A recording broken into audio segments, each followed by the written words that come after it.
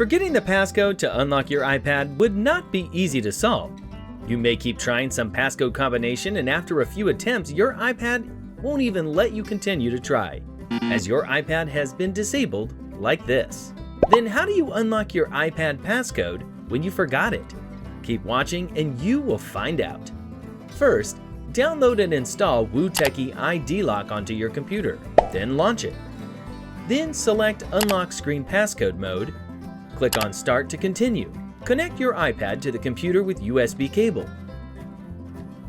Here, click Download to download and extract the firmware package.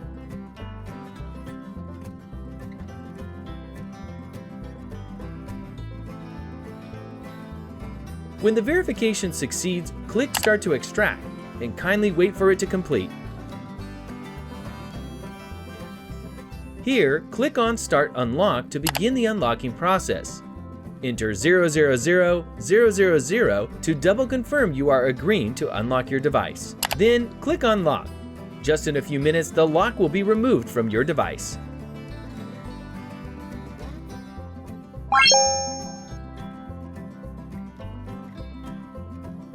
Now you can regain the access to your iPad and you can reset a new passcode for your own use.